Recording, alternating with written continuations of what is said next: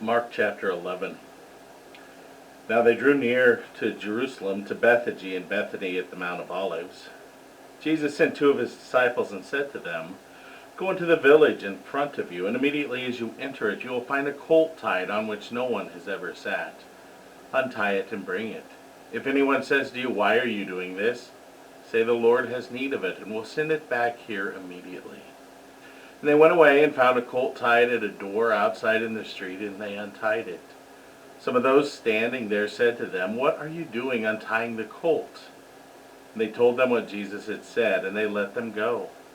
And they brought the colt to Jesus and threw their cloaks on it, and he sat on it. And many spread their cloaks on the road, and others spread leafy branches that they had cut from the fields. Those who went before and those who followed were shouting, "Hosanna, blessed is he who comes in the name of the Lord. Blessed is the coming of our father David. Hosanna in the highest." And he entered Jerusalem and went into the temple. And when he had looked around at everything, as it was already late, he went out to Bethany with the 12. On the following day, when they came from Bethany, he was hungry. And seeing in the distance a fig tree in leaf, he went to see if he could find anything on it. When he came to it, he found nothing but leaves, for it was not the season for figs. And he said to it, "May no one ever eat fruit from you again." And his disciples heard it. And they came to Jerusalem, and he entered the temple and began to drive out those who sold and those who bought in the temple. And he overturned the tables of the money changers and the seats of those who sold pigeons. And he would not allow anyone to carry anything through the temple. And he was teaching them, saying to them, is it not written, 'My house shall be called a house of prayer for all nations'? But you have made it a den of robbers."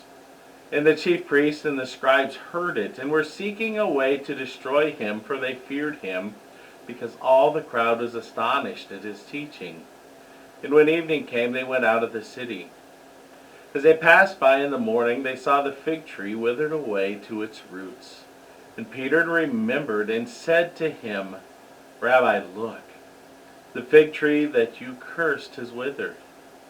And Jesus answered them, "Have faith in God. Truly I say to you, whoever says to this mountain, 'Be taken up and thrown into the sea,' and does not doubt in his heart, but believes that what he says will come to pass, it will be done for him. Therefore I tell you, whatever you ask in prayer, believe that you have received it, and it will be yours. And whenever you stand praying, forgive if you have anything against anyone, so that your Father also who is in heaven may forgive you your trespasses." And they came again to Jerusalem, and he was walking in the temple. The chief priests and the scribes and the elders came to him. And they said to him, "By what authority are you doing these things? Or who gave you this authority to do them?" Jesus said to them, "I will ask you one question. Answer me, and I will tell you by what authority I do these things. Was the baptism of John from heaven or from man?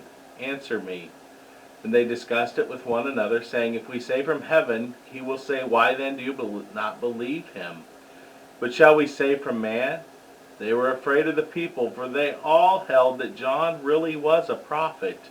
So they answered Jesus, "We do not know." And Jesus said to them, "Neither will I tell you by what authority I do these things."